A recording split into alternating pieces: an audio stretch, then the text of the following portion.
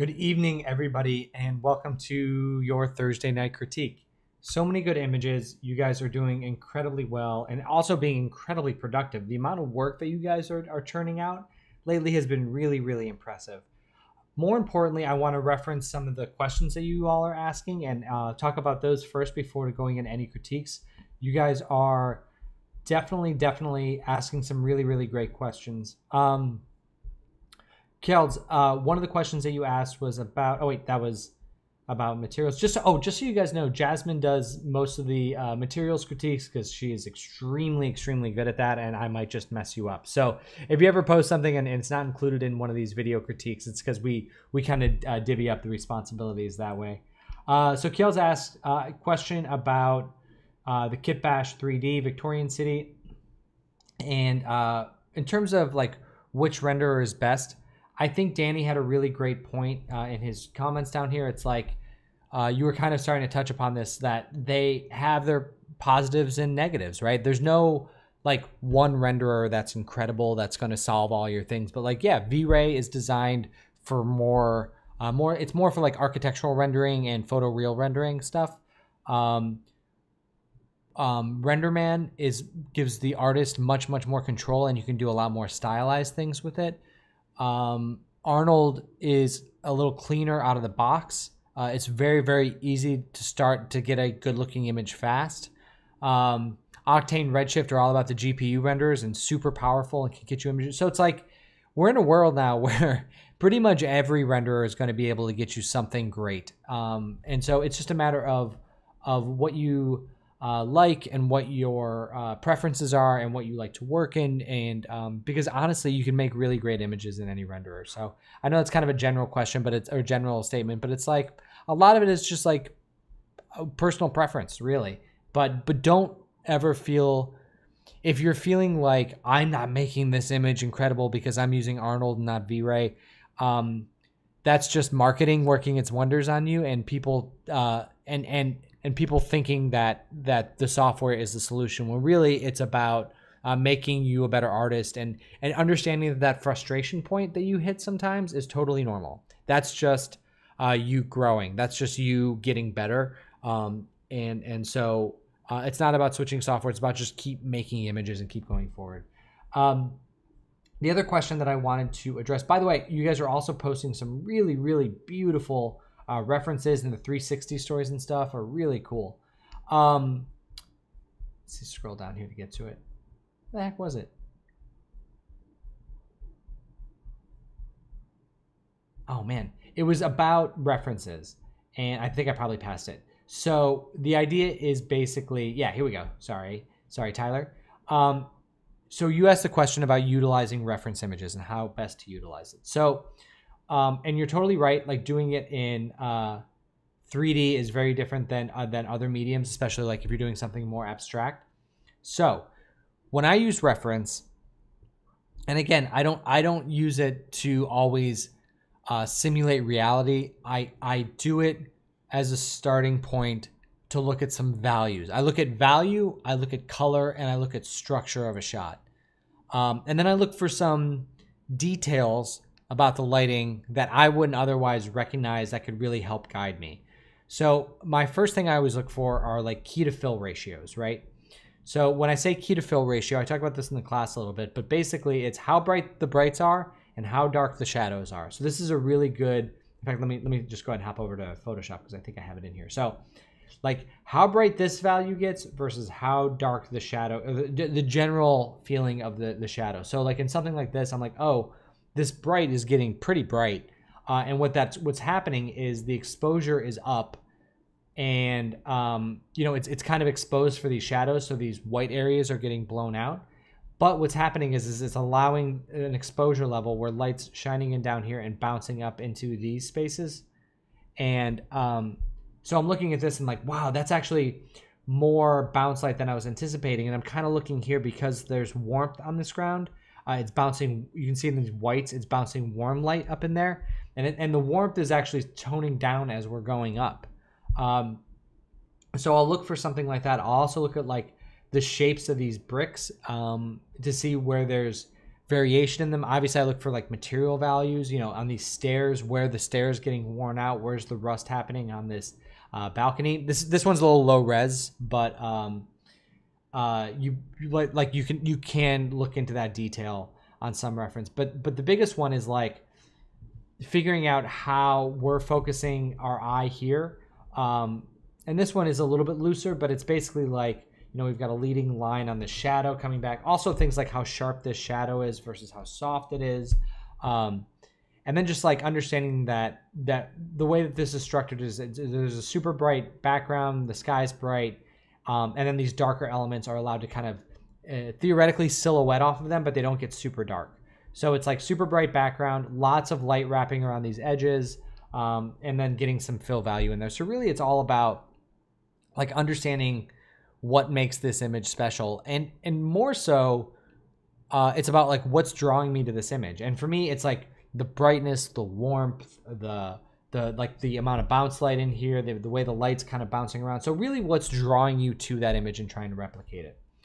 So jumping into your render, that's one thing that I would work on is the biggest thing would be getting these this like key light hit to be as warm and as bright as this, and then for the shadow areas,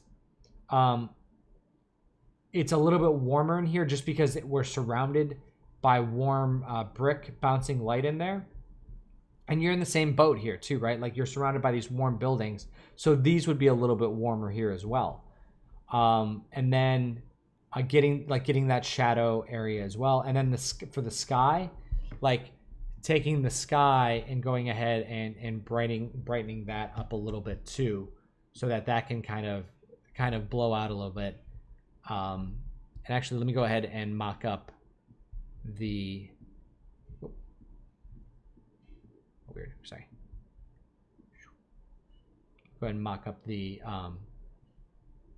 rest of the image here. So just take this. Like you can really kind of push this brighter overall. Like I'm just looking at these brights versus this, and then you can shift the color balance into like a warmer feeling thing. And the ground right now isn't quite getting as warm as we would like, but let's do that.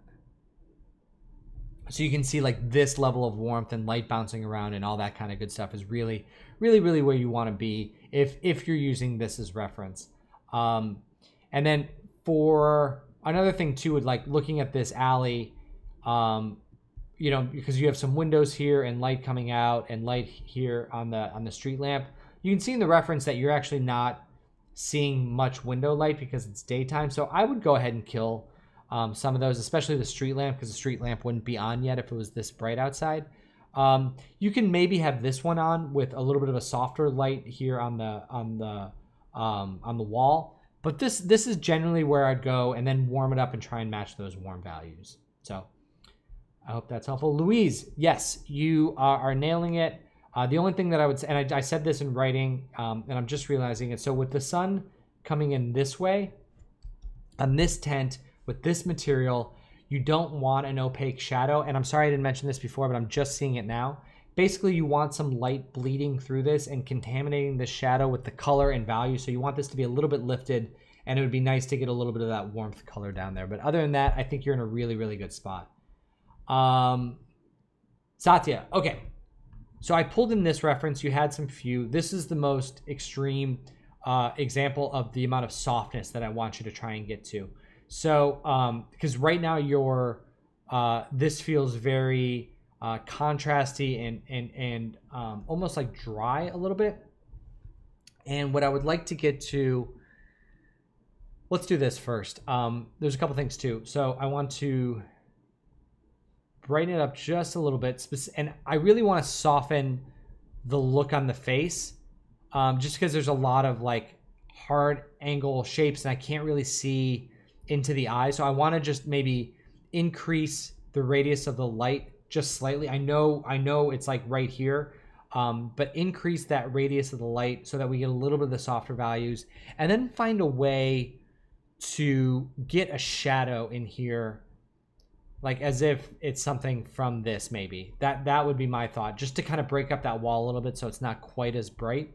I think that would make a big difference. And then I like the shaping that you're getting on the hat, but it'd be nice to get some darker values in the middle. The wings are looking super gross, and I kind of like it. I just want to see a little bit more. I want the specularity to match these creases as well. So you may want to use a similar map to map the specularity on this, and then just tone down that on the collar there. I'm looking at this background and wondering if maybe we should darken that slightly, like take it down by like 30% so we can really focus in here on the character. You know what, too? One thing is there's kind of like too much light on this side of his face almost, now that I'm looking at this, because if this is the main light source, then we wouldn't be seeing it as quite as much in here. It's fine to be like a little bit of a rim and maybe take that down a little bit, but like keep it as a little bit of a rim light, almost like light going from here off the wall and then back. But maybe not quite that much on that side of the face, and keep it kind of predominantly on the screen right side to create some more shaping. And then just get some more vignetting in here on these walls to kind of tone that down and make that a little bit darker. And then last but not least, I want to mention the softening, which I kind of hinted at there at the beginning. So the idea would be to basically soften the overall image by creating a little bit of glow on top of it here. Let's screen that.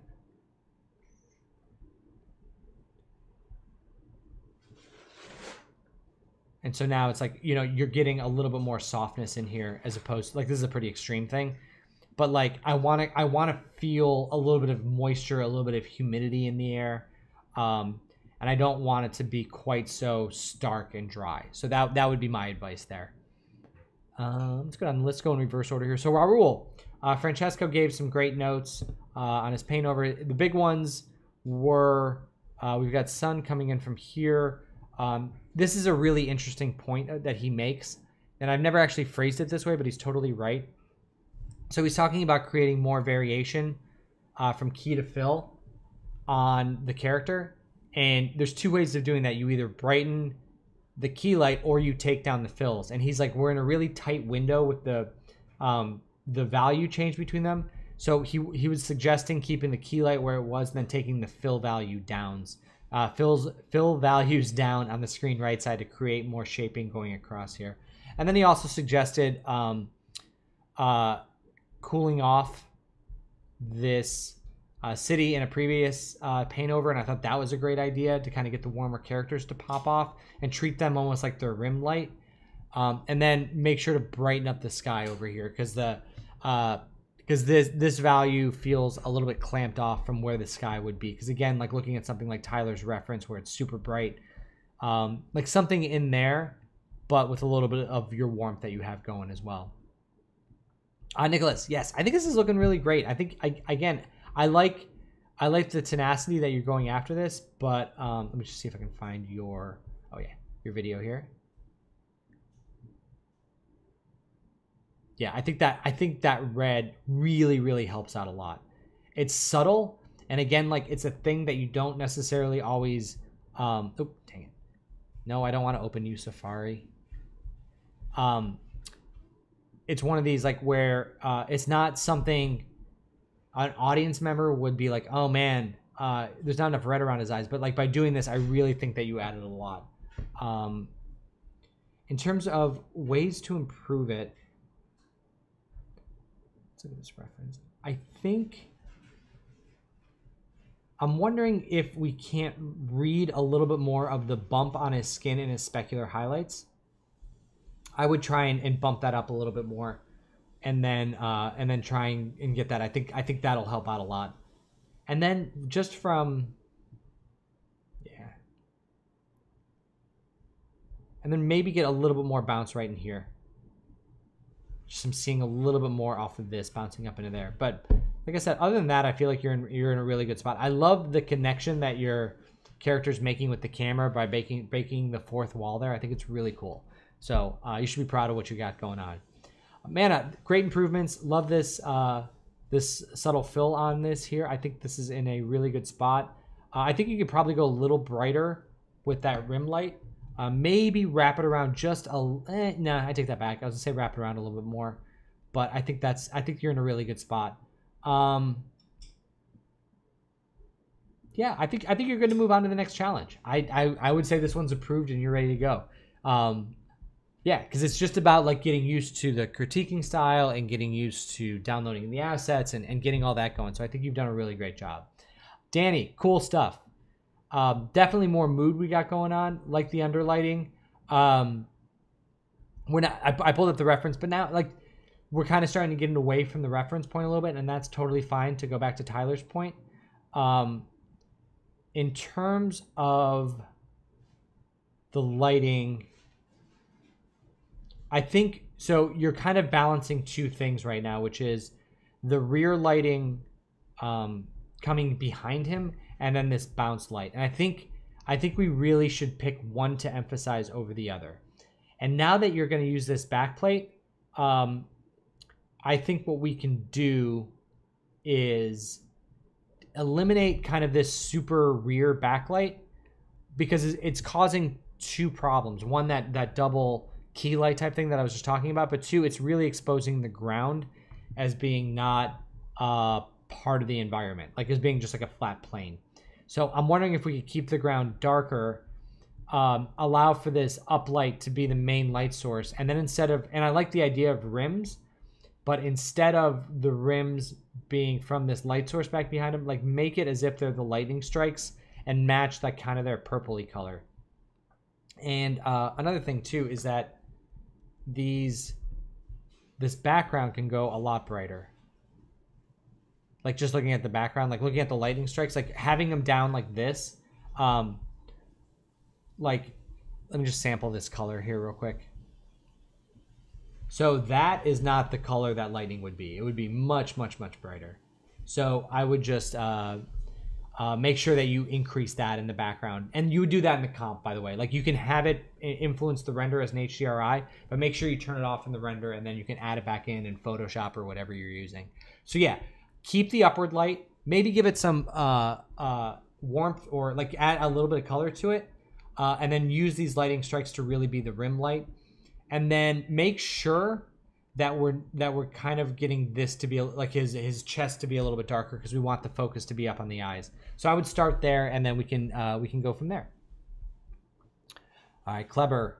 Let's see, make sure we got, okay, so we got Kleber and Calabaza. Okay, so Kleber, very cool stuff. I think I would like to make the core of him a little bit, just a slight bit darker, just to get him to read a little bit more. I think it's looking really cool. Just like, actually maybe overall.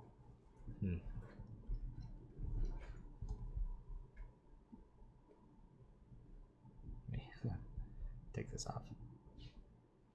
Yeah, I think you can. Let's dial it in a little bit.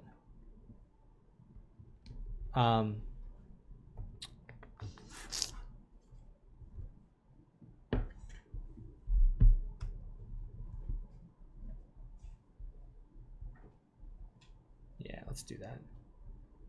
So like some of these values get a little bit darker, and then we're able to kind of focus in on the center. I think that'll help out just a little bit. So now we're using like a darkening around the edges to be like a vignette, and then we can kind of zero in there. But really like the shaping that we're getting on them. Love the like this is the specular highlights I've been looking for. This is great. Just wondering if maybe there's a little bit too much light on this side of his face, like too much. I'm almost wondering if it should be more rim, backscatter, and then this a little bit darker. But I'll let you play with that and see. But I think this is going in a real nice direction. Calabaza, good stuff. Same thing with you guys are doing a good job with these specular highlights. I would have you look at Kleber's here, because the one thing I like about this specular is it's really hitting up the contours of the wing and the contours of the arm, where this one's like about the right value, but it's not really giving us the same shaping through some of these regions that I would really like. But overall, the look's feeling a lot better. I I would just tighten up the rim here on his arm a little bit, and then I would potentially play around with that, having a little bit of color to it. But again, if you've done that and it looks bad, don't worry about it too much. And then this black value of the hat's getting just a little bit too dark. But all in all, this is really, really coming together nicely. All right, so that's it for tonight. I think I got everyone. If I missed anyone, please let me know, and I will make sure to follow up. And that, if you've made it this far, one thing I should mention to all of you is, like, if I, at this point, we're getting more and more volume. I do my best to hit all of them, but if I do ever miss something and you go, like a day or two without getting any feedback, I am pretty vigilant about this, but I do miss things from time to time. So make sure you either email me, mike@academyofanimatedart.com, or just like repost it, and I'll make sure to see it and say, like, dude, you forgot about me, or something like, and that'll really help out a lot. So keep going. You guys are killing it. I'm so impressed and happy, and you guys are the best part of my day. So thank you all very much, and I will talk to you soon. All right. Happy lighting, everybody.